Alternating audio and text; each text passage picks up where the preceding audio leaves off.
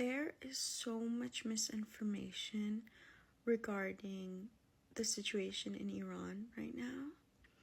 And as an Iranian woman, I wanna talk to non-Iranians about this issue, because I feel like so many people in the media are pushing a narrative that doesn't reflect what Iranians are feeling and what they're going through right now.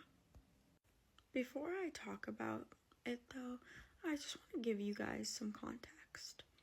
So, in the beginning of January, Iran's currency collapsed. So Iran's currency collapsed, and Iranians, rightfully so, started protesting against their government, the Islamic Republic, because they're starving, because they have no money, because this regime uses Iranians' money to fund proxy terror groups in the Middle East. Iran funds Hamas, Hezbollah, Houthis, all of the terror groups in the Middle East the Islamic Republic pays. And Iranians are just furious. They're furious that their government takes their money and spends it on terrorism. Just keep in mind that this isn't the only reason that Iranians are protesting. They're actually protesting for the fall of the Islamic Republic, because they're just tired of living under a brutal theocracy. There's just so many transgressions that the Islamic Republic has done against the citizens of Iran. So many women's rights violations.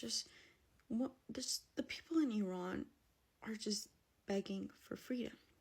So Iranians naturally went to protest against this government. They're calling for regime change. What happened was Iranians protested, and then the Islamic Republic brutally massacred Iranians. They killed upwards of 40,000 Iranians. They were given the police were given shoot to kill orders. They blinded protesters. They used chemical weapons against them. They arrested them. Iranians have been grieving ever since. This happened in January. Iranians knowing that they cannot get rid of this regime by themselves, because this is not the first time that Iranians have rised against the Islamic Republic. They rised in 2009 with the Green Movement, in 2019 for gas prices, 2022 for women like freedom, and now here again 2026. But you know what? Iranians cannot do it by themselves. They have tried so many times, and if they could, they would have done it without any help. But Iranians know they can't overthrow this regime by themselves. So they started asking for foreign interference. Now, this is the part where other voices are trying to come in and say foreign intervention is bad. Not for Iranians. We have been literally dying for foreign intervention. So Iranians went and they pled to Americans. They pled to Donald Trump to come help them. And Donald Trump listened. On Friday, he began strikes against the Islamic Republic. And in those strikes, he ended up murdering the supreme leader of Iran, Khamenei.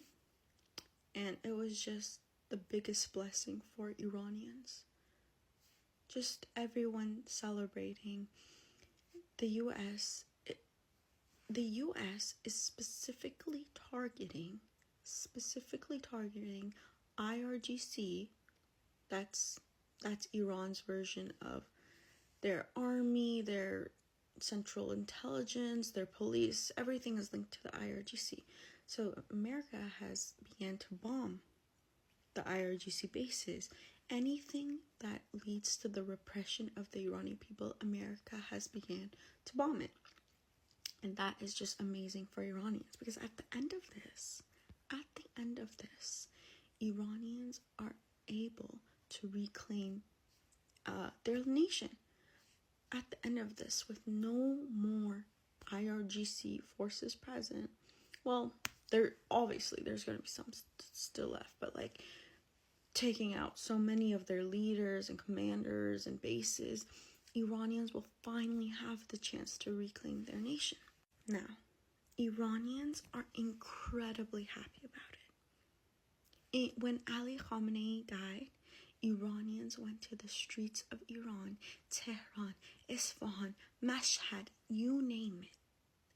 Iran erupted in happiness, joy. Diaspora Iranians erupted in happiness. Don't let the media fool you. Please. Listen to Iranian voices. Don't listen to anyone that's not Iranian, because they have not lived through the nightmare that is the Islamic Republic.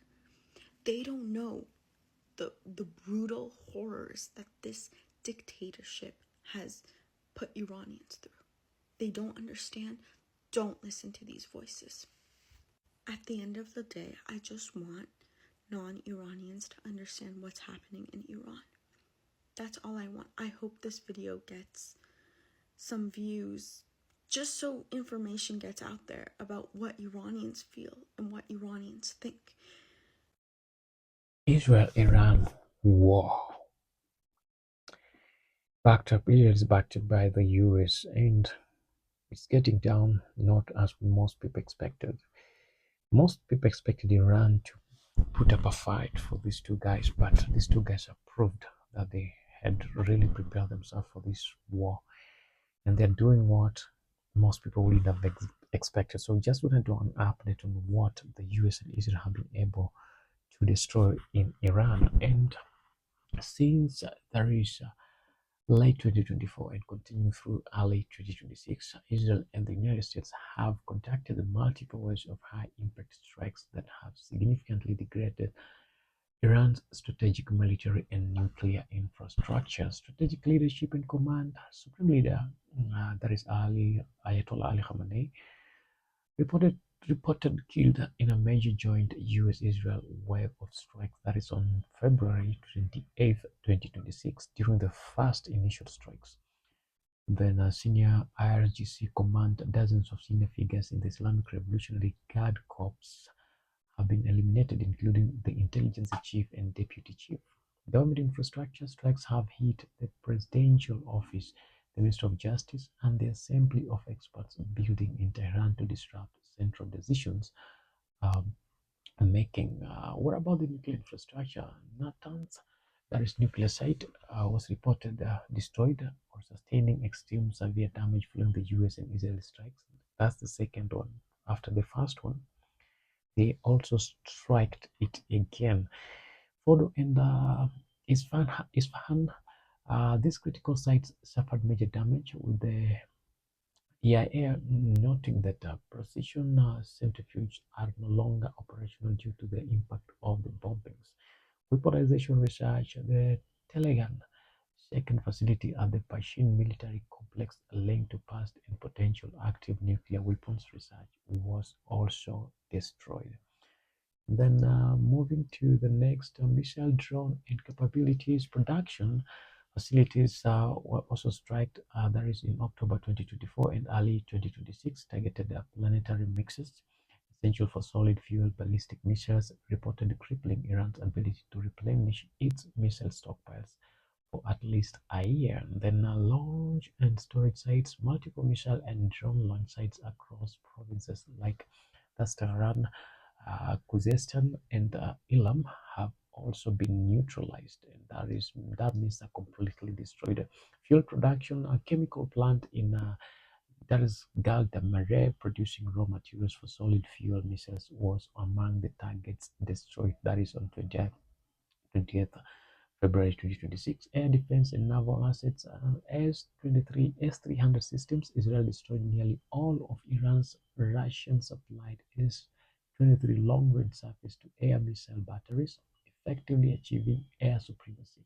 Radar networks long-range detection radar, including Kadis system near Ahaj and Ilam, were destroyed, leaving the country vulnerable to uncontested overflights.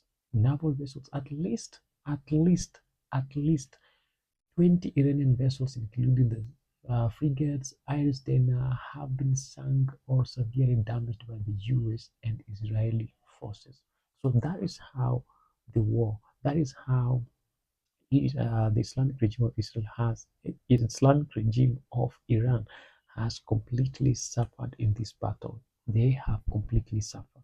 They have lost most of the strategic military softwares and hardwares, and currently they're just blowing missiles anyway because they've been blowing missiles anyway. They've been attacked from front and right any direction because they no longer have defense. They cannot defend themselves. They will just receive strikes more and more as they try to pull one, two, three other strikes here and there. That is the update. If you love it, follow us for more.